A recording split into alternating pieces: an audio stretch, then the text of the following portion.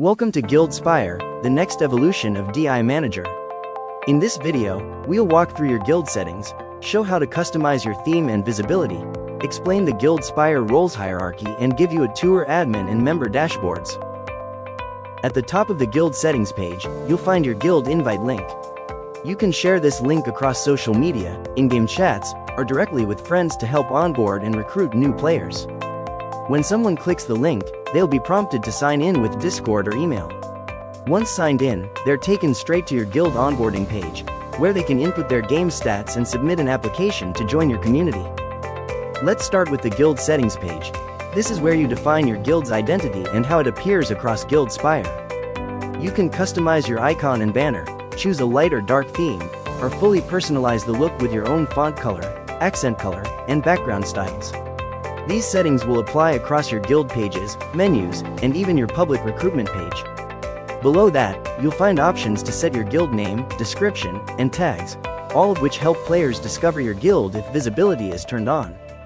You can choose whether your guild is public or private. Public guilds can be discovered by players using the GuildSpire directory, while private ones stay invite only.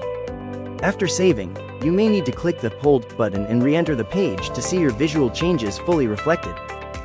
Once your guild identity is set, the next step is managing the games your community supports. Inside each game's server settings, you'll find important options that control how GuildSpire interacts with your game environment. Start by setting your game's server name. This is useful for recruiting, organizing rosters, and helping new members find your guild based on their game server. Next, choose your server time zone. This is crucial.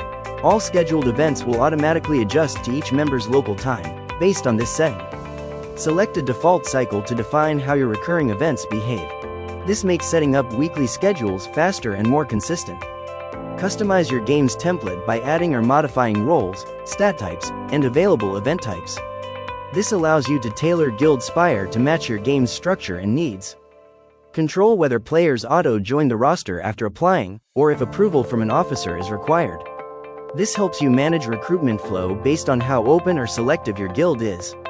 Need to remove a game from your guild? You can do that here in the danger zone. Just be careful, as this will remove all associated data for that game. Next, we have role management, and this is where GuildSpire introduces its own internal role hierarchy, separate from Discord. In fact, GuildSpire is a fully independent system. Discord integration is completely optional and acts more like a social layer, not a requirement. While your Discord server might have its own role structure, GuildSpire manages roles on the app side. This lets your guild run cleanly, even without Discord connected. GuildSpire has two main role levels: administrative roles and game-specific roles. This lets your guild run cleanly, even without Discord connected. There are two administrative roles: the owner who set up the guild and the admin. The owner has full control over everything. They can edit all settings, manage admins, delete the guild, and oversee every game within it. Admins are designated by the owner and help manage the guild.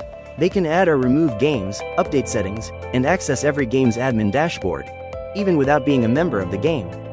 Admins and owners do not have to be part of a specific game to manage it. This lets leadership stay flexible and delegate tasks without overcomplicating membership. Next, we have game-specific roles. Officers only manage the game they're assigned to.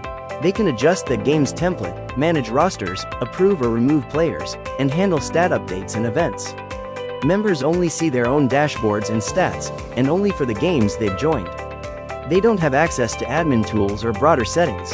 This structure makes it easy to run multiple games inside one guild, even with different leaders per game.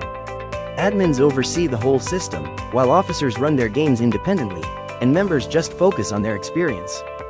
The last two sections in your guild settings are Discord integration, which we covered in the previous video, and the owner-only danger zone. Discord integration is where you link your roles, channels, and event settings to your Discord server. If you haven't already, be sure to watch the setup video to get everything connected properly. And finally, the danger zone contains the option to delete your guild. This will remove all games, members, and data, and cannot be undone. Use with caution. That wraps up your guild settings overview. In the next video, we'll dive into the admin and member dashboards for a quick walkthrough of each page and how they help you manage your guild day to day.